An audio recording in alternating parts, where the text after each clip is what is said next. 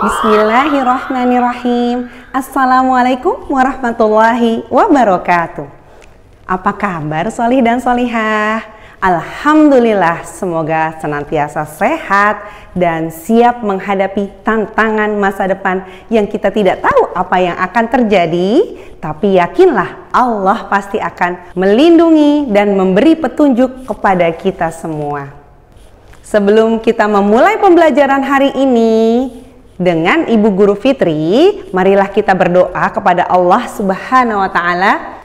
Kita mohon kepada Allah Subhanahu wa Ta'ala agar ilmu yang kita pelajari hari ini menjadi bermanfaat dan berkah untuk hidup kita.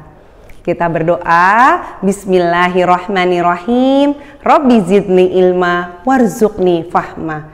Ya Allah, berilah aku ilmu dan berilah kemampuan untuk memahaminya, dan jadikanlah aku termasuk golongan orang-orang yang solih. Amin, amin ya rabbal alamin. Solih dan solihah, dalam surat Al-Anbiya ayat 107, Allah Subhanahu wa Ta'ala berfirman, A'udzu billahi minasyaitonir rajim. Bismillahirrahmanirrahim. Wa ma arsalnaka illa rahmatan lil alamin. Yang artinya, dan tiadalah kami mengutus kamu melainkan menjadi rahmat bagi semesta alam. Dalam surat Al-Anbiya ayat 107 ini, Allah berfirman bahwa Allah mengutus Nabi Muhammad Rasulullah SAW yang membawa ajaran agama Islam bukan untuk membinasakan orang-orang kafir, tetapi menjadi rahmat bagi semesta alam yang membawa perdamaian, kasih sayang, dan perlindungan. Orang-orang mukmin menerima rahmat itu dan mensyukurinya. Sedangkan bagi orang-orang selain muslim, mereka mendapatkan perlindungan yang sebaik-baiknya dan menjadi aman dengan syariat Islam. Dalam sejarah kehidupan Islam, tidak dapat lepas dari kisah Rasulullah SAW. Rasulullah SAW memulai perjalanan hijrahnya dari Mekah ke Madinah dengan mempersaudarakan antara muslim tanpa memperdulikan ras, suku, latar belakang keluarga, golongan, status kekayaan, dan lain sebagainya, dan mengeluarkan traktat atau perjanjian internasional yang kita kenal dengan Piagam Madinah atau Madinah Charter.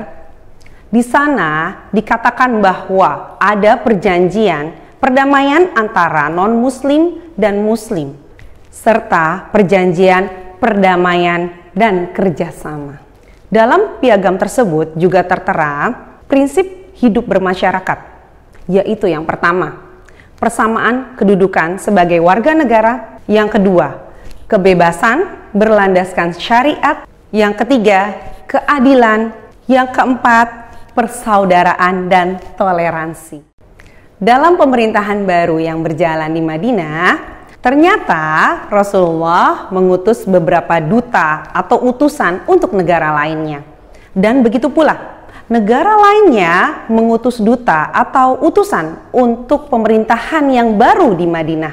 Dan pada satu ketika, yaitu pada tahun 9 Hijriah, dikenal dengan tahun duta atau utusan.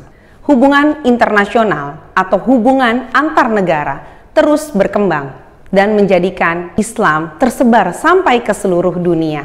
Terciptalah suatu hubungan perdagangan, sosial budaya, jalur transportasi, dan lain sebagainya. Kemudian Islam berkembang sampai Afrika, Eropa, Asia Tenggara, yaitu daerah Malaka dan Aceh yang kala itu sudah terkenal dengan pelabuhan internasionalnya.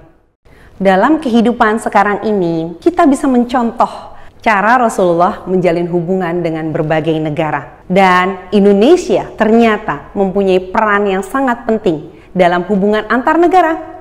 Tahukah kalian bahwa Indonesia adalah termasuk salah satu negara pendiri ASEAN, yaitu hubungan kerjasama antar negara-negara di Asia Tenggara. Lalu, Indonesia membina kerjasama dengan berbagai negara dalam berbagai bentuk. Yang pertama, bentuk bilateral, yaitu kerjasama antar dua negara. Yang kedua, bentuk regional, kerjasama antar negara dalam satu kawasan.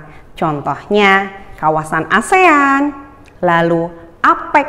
APEC adalah sebuah organisasi di Asia Pasifik, dan lain sebagainya. Yang ketiga, hubungan internasional atau bentuk kerjasama internasional. Luar biasa ya negara kita. Lalu ada lagi, kita menjadi wakil negara-negara Asia Pasifik di PBB atau Perserikatan Bangsa-Bangsa. Lalu ternyata kita ikut aktif dalam menjaga perdamaian dunia. Dan Indonesia pernah mengirim pasukan perdamaian yang disebut pasukan Garuda ke berbagai negara yang sedang mengalami konflik. Serta Indonesia mengadakan kerjasama dalam berbagai bidang dengan negara-negara lain, yaitu di bidang pendidikan, seperti pertukaran pelajar, atau bidang ekonomi, perjanjian jual beli atau ekspor impor, sosial budaya, yaitu perkenalan budaya antar berbagai negara, politik dan keamanan, perjanjian damai antar beberapa negara, dan lain sebagainya. Indonesia merupakan bagian dari masyarakat dunia. Kita memiliki saling ketergantungan dengan negara lain, apalagi dalam era globalisasi ini. Apa ya globalisasi? Globalisasi adalah proses mendunia atau masuk dan meluasnya pengaruh dari satu negara ke negara lainnya. Sehingga seakan-akan dunia semakin sempit dan teknologi serta informasi tersebar luas tanpa batas. Dalam era globalisasi sekarang ini, kita merasakan pola kehidupan yang serba cepat dan mudah. Lalu, kita juga merasakan pesatnya teknologi informasi dan komunikasi. Satu lagi, kita merasakan pemanfaatan sumber daya alam secara optimal. Itu semua termasuk keuntungan dari globalisasi. Apakah ada ya kerugiannya? Coba kita cari tahu. Ternyata ada kerugian dari globalisasi. Yang pertama, sikap hidup masyarakat yang berkurang rasa kebersamaannya atau individualis, yaitu merasa cukup dengan diri sendiri dan tidak peduli dengan sekelilingnya. Sungguh sangat memprihatinkan ya. Jadi kita terkadang merasakan situasi yang sangat sepi di sekitar kita karena setiap orang sibuk dengan urusannya masing-masing. Yang kedua, masyarakat menjadi lebih konsumtif atau senang berbelanja. Ini efek dari mudahnya kita memperoleh barang dari luar negeri. Sekarang tinggal telepon atau tinggal mengklik icon-icon yang ada di toko online, maka barang dari luar negeri bisa kita dapatkan dengan mudah. Sehingga banyak orang tergoda untuk terus-menerus berbelanja. Jadilah kita mempunyai sifat konsumtif. Sikap konsumtif yang tadi bisa mengancam perekonomian negara kita karena banyak barang dari luar negeri yang kita beli, sedangkan barang dari negeri sendiri tidak ada yang ingin membelinya. Wah, bisa kacau ya, karena negara kita tidak akan mendapatkan keuntungan yang banyak. Yang ketiga, perubahan budaya dan perilaku masyarakat. Ada yang ikut-ikutan dengan budaya asing, yaitu budaya negara lain. Seperti ada yang ikut-ikutan tren berpakaian atau tarian ataupun kata-kata yang belum tentu terdengar sopan oleh kita dan terdengar baik oleh kita, tapi tetap diikuti hanya karena sebuah kata itu menjadi tren saat ini. Dan ini sungguh sangat berbahaya bagi kita. Oleh karena itu, sangatlah bijaksana dalam bersikap selektif. Apa itu selektif? Selektif adalah pandai memilih sesuatu yang bisa meningkatkan kualitas hidup kita menjadi lebih baik, atau bisa meningkatkan kualitas bangsa kita menjadi lebih baik. Globalisasi akan menjadi keuntungan yang baik sekali untuk kita jika itu memacu diri kita untuk menjadi lebih baik, memiliki daya juang yang baik, suka bekerja keras, dan sangat kreatif untuk meningkatkan kualitas diri kita dan bangsa kita. Tapi akan sangat merugikan jika kita terbawa arus dari negara lain sehingga kita kehilangan identitas sebagai bangsa. Kemudian budaya asing menjadi sangat meluas di negara kita, sedangkan budaya sendiri seperti terkubur dalam-dalam.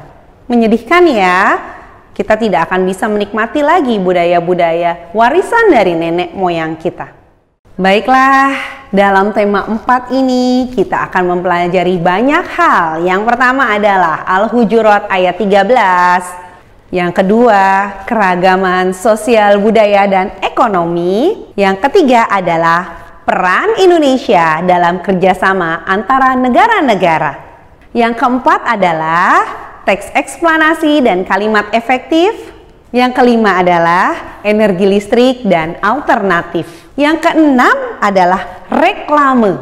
Dan yang ketujuh adalah latihan kebugaran jasmani. Semoga Allah memudahkan proses pembelajaran kita di tema 4 ini. Baiklah, demikian mukadimah dari Ibu Guru Fitri.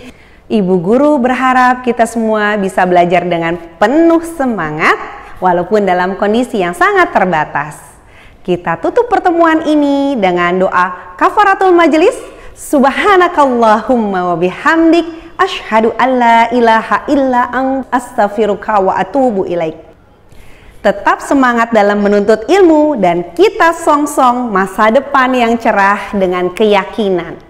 Wassalamualaikum warahmatullahi wabarakatuh.